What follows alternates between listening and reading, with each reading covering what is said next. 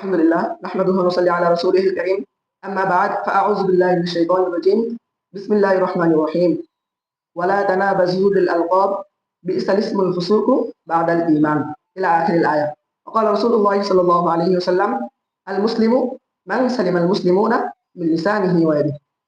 সম্মানিত উপস্থিতি, আজকে আমাদের অনলাইন ক্লাসের 5 নম্বর 3 নম্বর ক্লাস। আজকে আমাদের কয় নম্বর ক্লাস? 3 নম্বর ক্লাস।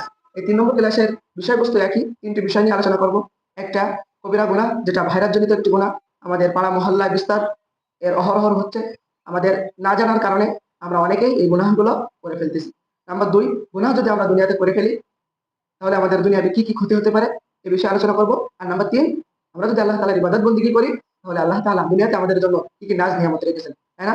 তাহলে আমি শুরুতে একটা আয়াত তেলাওয়াত করেছি। আল্লাহ পাক রব্বুল আলামিন ইরশাদ করেছেন, ওয়ালা তানাবাযু বিল আলকাব, তোমরা একে অপরকে মন্দ নামে ডেকো না।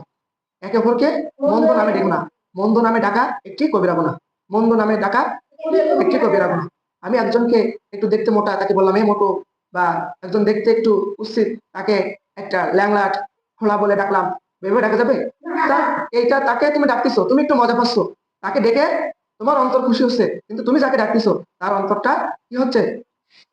অন্ধকার হয়ে যাচ্ছে, তার মনে কষ্ট লাগতেছে। এই মনে কষ্ট দেওয়া যাবে না। এই জন্য আল্লাহ পাক রব্বুল আলামিন ইরশাদ করেছেন, ওয়ালা তানাবাযু, তোমরা একে অপরকে মন্দ নামে ডেকো না। তাহলে 1 নম্বর বিষয় কি? কাউকে মন্দ নামে ডাকা যাবে না। যদি আমরা ডাকি তাহলে আমাদের কি গুনাহ হলো? কবিরা গুনাহ হলো। আর একটা কবিরা গুনাহ করলে আমাদের কোথায় যেতে হতে পারে? জাহান্নামে যেতে হতে পারে। যদি আল্লাহ পাক রব্বুল আলামিন দয়া করে সেটা ভিন্ন কথা। তাহলে কাকে? কাউকে, ছোট হোক বড় হোক, কাউকে মন্দ নামে ডাকতে পারবো আমরা? কেউ কখনো ডাকবো না। তোমাদের ভিতরে তোমরা 10 জন যখন এক জায়গায় থাকো, একে অপরকে এমন মন্দ নামে ডাকো, অনেক সময় আমার কানেও আসে, ঠিক আছে? এগুলো করা যাবে? এগুলো করা যাবে না, কখনো করা যাবে না, ঠিক আছে? আল্লাহ পাক রব্বুল আলামিন আরো এরপরে বলেছেন, বিইসাল ইসমুল ফুসুকু বাদাল ঈমান, বিইসাল ইসমুল ফুসুকু বাদাল ঈমান। ঈমান আনার পরে এই নাম তোমাদের জন্য সর্বনিকৃষ্ট।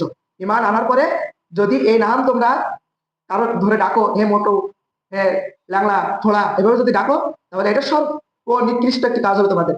তাহলে কোনো মতেই এই কাজ করা যাবে না, কাউকে মন্দ নামে ডাকা যাবে না, ঠিক আছে? এই হচ্ছে একটি কবিরা গুনাহ। এখন জানবো, যদি আমরা গুনাহ করে ফেলি দুনিয়াতে, এই দুনিয়াতে আমরা আল্লাহ পাক রব্বুল আলামিন কি আযাব আমাদের রেখেছেন সেটা আমাদের জানতে হবে।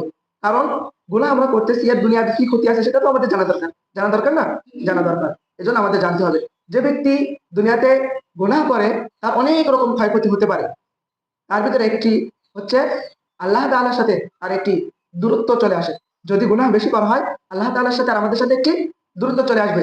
তখন এই ইবাদত বন্দেগী করতে আমাদের আর ভালো লাগবে না। একটা ভয় সংকোচ আমাদের ভিতরে কাজ করবে। এজন্য গুনাহের মতো কাজ আমাদের করলে হবে না। গুনাহ থেকে আমাদেরকে বিরত থাকতে হবে। এখন 3 নম্বর বিষয় হচ্ছে, ইবাদত বন্দেগী যদি আমরা আল্লাহ তাআলার করি তাহলে আল্লাহ পাক রব্বুল আলামিন আমাদেরকে দুনিয়াবি কি নাজ নিয়ামত দিবেন।